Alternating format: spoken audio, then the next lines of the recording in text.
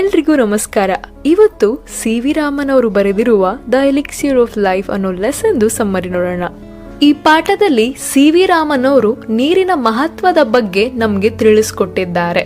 ಮನುಷ್ಯನ ಜೀವನದಲ್ಲಿ ನೀರು ಇಷ್ಟು ಅವಶ್ಯಕವಾಗಿದೆ ಮತ್ತು ನೀರನ್ನೋದು ಬರೀ ಕುಡಿಯುವ ಒಂದು ಲಿಕ್ವಿಡ್ ಮಾತ್ರ ಅಲ್ಲ, ಅದು ದೇಶಕ್ಕೆ ಸಂಪತ್ತಿನ ದೊಡ್ಡ ಮೂಲವಾಗಿದೆ ಅಂತ ಹೇಳ್ತಿದ್ದಾರೆ. ನೀರಿನಿಂದ ಆಗುವ ಸಮಸ್ಯೆಗಳು ಮತ್ತು ನೀರನ್ನು ಹೇಗೆ ಸಂರಕ್ಷಣೆ ಮಾಡಬೇಕು, ಹೇಗೆ ಬಳಕೆ ಮಾಡಬೇಕು ಅನ್ನೋದೆಲ್ಲ ಒಂದೊಂದಾಗಿ ಹೇಳ್ಕೊಟ್ಟಿದ್ದಾರೆ. ತುಂಬಾ ವರ್ಷಗಳಿಂದನೇ ಮನುಷ್ಯನು ಅಮೃತವನ್ನು ಹುಡುಕ್ತಾನೆ ಇದ್ದಾನೆ. ಸತ್ಯ ಏನ್ ಗೊತ್ತಾ, ನಿಜವಾದ ಅಮೃತ ಈ ಭೂಮಿ ಮೇಲೇನೆ ಇರೋದು. ಅದು ಯಾವುದು ಅಂದ್ರೆ ನೀರು ಅಂತ ಹೇಳ್ತಿದ್ದಾರೆ. ಅದಕ್ಕೆ ಸಾಥ್ ಕೊಡಕ್ಕೆ ಈಜಿಪ್ಟ್ ಅಲ್ಲಿರೋ ನೈಲ್ ನದಿನ ಒಂದು ಎಕ್ಸಾಂಪಲ್ ಆಗಿ ಕೊಡ್ತಿದ್ದಾರೆ. ಈ ನದಿ ಲಿಬಿಯನ್ ಅನ್ನೋ ಡೆಸರ್ಟ್ ನ ಸಪರೇಟ್ ಮಾಡುತ್ತೆ. ಒಂದ್ ಸೈಡ್ ಕಂಪ್ಲೀಟ್ ಆಗಿ ಮರುಭೂಮಿ, ಕಣ್ಣಿಗೆ ಯಾವುದೇ ತರ ಹಸಿರನ್ನು ನೋಡಕ್ಕಾಗಲ್ಲ. ಆದ್ರೆ ಇನ್ನೊಂದು ಬದಿಯಲ್ಲಿ ಕಣ್ಣಿಗೆ ತಂಪಾಗಿ ಹಸಿರಿನ ಗಿಡಗಳನ್ನು ನಾವು ನೋಡಬಹುದು. ತುಂಬಾನೇ ಫಲವತ್ತಾದ ಮಣ್ಣು, ಅತ್ಯಂತ ಸಸ್ಯವರ್ಗದಿಂದ ತುಂಬಿರುತ್ತೆ. ಇದಕ್ಕೆಲ್ಲ ಕಾರಣ ಏನಂದ್ರೆ ಆ ರಿವರ್ ನೈಲ್ ಅಲ್ಲಿ ಹರಿಯೋದರಿಂದನೇ ಆ ಮಣ್ಣು ಅಷ್ಟೊಂದು ಫಲವತ್ತಾಗಿದೆ ಅಂತ ಕವಿ ಹೇಳ್ತಿದ್ದಾರೆ.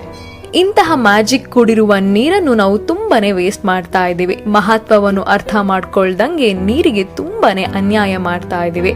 ಈ ಭೂಮಿಯ ಇತಿಹಾಸವನ್ನು ರೂಪಿಸುವಲ್ಲಿ ನೀರು ಅಪಾರ ಪ್ರಾಮುಖ್ಯತೆಯನ್ನು ಹೊಂದಿದೆ ಅಂತ ಕವಿ ಹೇಳ್ತಿದ್ದಾರೆ. ಸೌತ್ ಇಂಡಿಯಾದಲ್ಲಿ ರೈನ್ ಫೆಡ್ ಟ್ಯಾಂಕ್ಸ್ ನಾವು ತುಂಬಾನೇ ನೋಡಬಹುದು. ಅಂದ್ರೆ ಮಳೆ ಬಂದಾಗ ಆ ಟ್ಯಾಂಕ್ ಗಳಲ್ಲಿ ನೀರು ತುಂಬಿಕೊಂಡ್ಬಿಡತ್ತೆ. ಅದೆಲ್ಲ ಏನ್ ಅಷ್ಟೊಂದು ಆಳ ಇರಲ್ಲ. ಆ ಟ್ಯಾಂಕ್ ಗಳಲ್ಲಿ ಹೂಳ್ ತುಂಬಿರೋದರಿಂದ ಲೈಟ್ ನೀರ್ ಮೇಲೆ ಬಿದ್ರು ಹಿಂದಕ್ಕೆ ಎಸೆಯುತ್ತೆ. ಅದಕ್ಕೆ ಕೆಳಭಾಗವನ್ನು ನಾವು ನೋಡಕ್ಕಾಗಲ್ಲ. ಬಟ್ ಈ ನೀರು ಕೃಷಿಗೆ, ವ್ಯವಸಾಯಕ್ಕೆ ತುಂಬಾನೇ ಯೂಸ್ ಮಾಡ್ಕೊಂತಾರೆ. ಸ್ವಲ್ಪ ಟ್ಯಾಂಕ್ಗಳು ತುಂಬಾನೇ ದೊಡ್ಡದಾಗಿರುತ್ತೆ. ಆ ಟ್ಯಾಂಕ್ ಅಲ್ಲಿ ನೀರಿನ ಸೌಂದರ್ಯವನ್ನು ಎಲ್ರು ನೋಡ್ಲೇಬೇಕು ಅಂತ ಹೇಳ್ತಿದ್ದಾರೆ. ನೀರಿನ ಕಲರ್ ಆವಾಗ ಚೇಂಜ್ ಆಗ್ತಾನೆ ಇರುತ್ತಂತೆ. ಸೂರ್ಯ ಹುಟ್ಟಿದಾಗ ನೀರು ತುಂಬಾ ಬ್ರೈಟ್ ಆಗಿ ಶೈನಿಂಗ್ ಆಗಿ ಕಾಣುತ್ತೆ. ಟೈಮ್ ಆಗ್ತಾ ಆಗ್ತಾ ಆಕಾಶ ಮೋಡ ಕತ್ಲೆ ಆದಾಗ ಆ ನೀರು ಸಹ ತುಂಬಾ ಕಪ್ಪಾಗಿ ಡಾರ್ಕ್ ಆಗಿ ಕಾಣುತ್ತಂತೆ. ಇಂತಹ ಮ್ಯಾಜಿಕ್ ನೆಲ್ಲ ಯಾರು ಮಾಡಬಹುದು ಅಂದ್ರೆ ನೀರು ಮಾತ್ರ ಸಾಧ್ಯ ಅಂತ ಹೇಳ್ತಿದ್ದಾರೆ. ನೀರು ವಿನಾಶಕಾರಿ ಪಾತ್ರವನ್ನು ಸಹ ವಹಿಸುತ್ತದೆ. ಜೋರು ಮಳೆ ಬಂದಾಗ 1 ಲೇಯರ್ ಮಣ್ಣು ಕೊಚ್ಕೊಂಡು ಹೋಗ್ಬಿಡತ್ತೆ. ಅದ್ರ ಜೊತೆಗೆ ಫಲವತ್ತಾದ ಮಣ್ಣು ಸಹ ಹೋಗ್ಬಿಡತ್ತೆ. ಇದರಿಂದ ಕೃಷಿಯ ಆಧಾರವಾಗಿರುವ ಮಣ್ಣು ಸಹ ಹಾಳಾಗುತ್ತೆ. ಇದನ್ನೇ ನಾವು ಸಾಯಿಲ್ ಎರೋಷನ್ ಅಂತ ಹೇಳ್ತೀವಿ. ಭಾರತದ ಹಲವು ಭಾಗಗಳಲ್ಲಿ ಮಣ್ಣಿನ ಸವೆತವನ್ನು ನಾವು ನೋಡಬಹುದು. ಅದನ್ನ ಹೆಂಗಾದ್ರೂ ಮಾಡಿ ನಾವು ತಡೆಗಟ್ಟಲೇಬೇಕು. ಈ ಸಾಯಿಲ್ ಎರೋಷನ್ ಇಂದ ಭೂಮಿಯಲ್ಲಿ ಅಲ್ಲಲ್ಲಿ ಗುಂಡಿಯನ್ನು ನಾವು ನೋಡಬಹುದು. ಇದರಿಂದ ಯಾವುದೇ ತರಹದ ವ್ಯವಸಾಯವನ್ನು ಮಾಡೋದು ಕಷ್ಟ ಆಗುತ್ತೆ. ಇದಕ್ಕೆಲ್ಲ ಬರೀ ಜೋರು ಮಳೆ ಮಾತ್ರ ಕಾರಣ ಅಲ್ಲ. ಅದ್ರ ಜೊತೆಗೆ ಭೂಮಿಯ ಇಳಿಜಾರು, ಮಣ್ಣಿನ ರಕ್ಷಿಸಬೇಕಾದ ಮರಗಳನ್ನು ನಾವು ಕಡಿತೀವಿ. ಅದಕ್ಕೆ ಸಾಯಿಲ್ ಎರೋಷನ್ ಜಾಸ್ತಿ ಆಗ್ತಾನೆ ಇದೆ. ಈ ಸಾಯಿಲ್ ಎರೋಷನ್ ನ ಹೆಂಗೆಲ್ಲ ಅವಾಯ್ಡ್ ಮಾಡಬಹುದು, ಬನ್ನಿ ಅದ್ರ ಬಗ್ಗೆ ನೋಡೋಣ. ಟೆರಾಸಿಂಗ್ ಆಫ್ ಲ್ಯಾಂಡ್, ಬೆಟ್ಟದ ಮೇಲೆ ಮೆಟ್ಟಿಲುಗಳನ್ನು ಕಟ್ಟೋ ತರ. ಈ ತರ ಮಾಡಿದ್ರೆ ಮಳೆಯಾದಾಗ ನೀರನ್ನು ನಿಧಾನಗೊಳಿಸುತ್ತದೆ. ಅಂದ್ರೆ ಅಷ್ಟು ಬೇಗ ಮಣ್ಣನ್ನು ಕೊಚ್ಕೊಂಡು ಹೋಗಕ್ಕೆ ಬಿಡಲ್ಲ. ಇದು ಮಣ್ಣನ್ನು ಸ್ಥಳದಲ್ಲಿಯೇ ಇರಿಸಲು ಸಹಾಯ ಮಾಡುತ್ತೆ. ಇದರಿಂದ ಮಣ್ಣಿನ ಸವೆತವನ್ನು ನಿಲ್ಲಿಸಬಹುದು. ಕನ್ಸ್ಟ್ರಕ್ಷನ್ಸ್ ಆಫ್ ಬನ್ಸ್, ಮಣ್ಣಲ್ಲಿ ಈ ತರ ಕಟ್ಟೆಗಳನ್ನು ಕಟ್ಟಿದ್ರೆ ವಾಟರ್ ಫ್ಲೋನ ಕಂಟ್ರೋಲ್ ಮಾಡುತ್ತೆ. ಅಷ್ಟು ಬೇಗ ಮಣ್ಣನ್ನು ಕೊಚ್ಕೊಂಡು ಹೋಗಕ್ಕೆ ಬಿಡಲ್ಲ. ಇದರಿಂದನೂ ನಾವು ಸಾಯಿಲ್ ಎರೋಷನ್ ನ ಅವಾಯ್ಡ್ ಮಾಡಬಹುದು.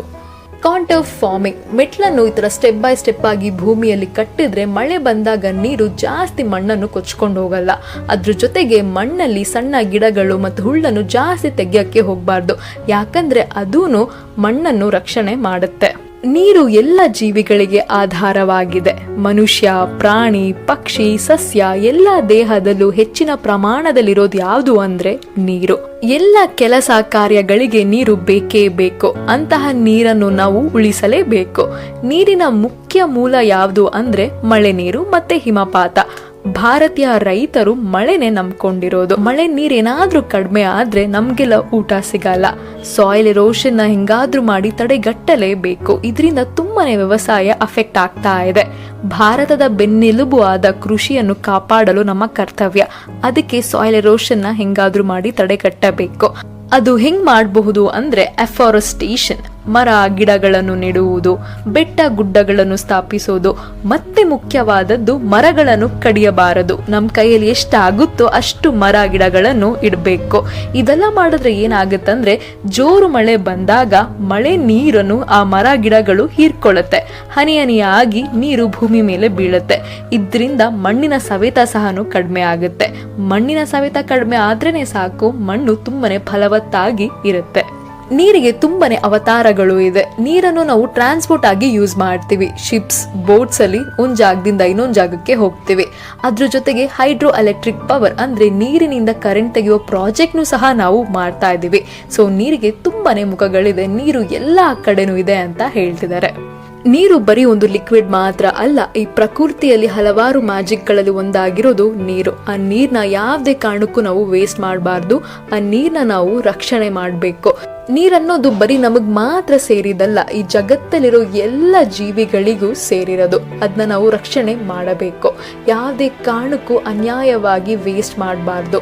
ಪ್ಲಸ್ ನೆಕ್ಸ್ಟ್ ಜನರೇಷನ್ಗೂ ನೀರು ಬೇಕು. ನಾವು ಇವಾಗ ಸೇವ್ ಮಾಡಿದ್ರೆ ಮಾತ್ರನೇ ನೆಕ್ಸ್ಟ್ ಜನರೇಷನ್ಗೆ ನೀರು ಸಿಗೋದು. ಸೊ ನೀರನ್ನ ವೇಸ್ಟ್ ಮಾಡಬೇಕಾದಾಗ ಯೋಚನೆ ಮಾಡಿ, ನಿಮ್ಮ ಕೈಯಲ್ಲಿ ಎಲ್ಲೆಲ್ಲ ಆಗುತ್ತೋ, ಈವನ್ 1 ಡ್ರಾಪ್ನ ನಾವು ಸೇವ್ ಮಾಡೋಕ್ಕಾಗುತ್ತೆ ಅಂದರೆ ಆ ನೀರನ್ನ ನಾವು ಸೇವ್ ಮಾಡಬೇಕು. ಯಾಕಂದರೆ ಫ್ಯೂಚರ್ಗೆ ನೀರು ತುಂಬಾನೇ ಮುಖ್ಯವಾಗಿದೆ ಅಂತ ಕವಿ ಹೇಳ್ತಿದ್ದಾರೆ. ಸೊ ಫೈನಲಿ ಕವಿ ನಮ್ಮೆಲ್ಲರ ಹತ್ರನೂ ಒಂದು ಪ್ರಶ್ನೆನ ಕೇಳ್ತಿದ್ದಾರೆ. World War III ನೀರಿಗೋಸ್ಕರ ಆಗುತ್ತೆ ಅಂತ ಹೇಳ್ತಿದ್ದಾರೆ. ನಿಮ್ಮ ಅಭಿಪ್ರಾಯ ಏನು? ಕೆಳಗೆ ಕಮೆಂಟ್ ಮಾಡಿ. ಈ ವಿಡಿಯೋ ನಿಮಗೆ ಇಷ್ಟ ಆಗಿದ್ರೆ like, share, comment, subscribe to our channel. Thanks for watching.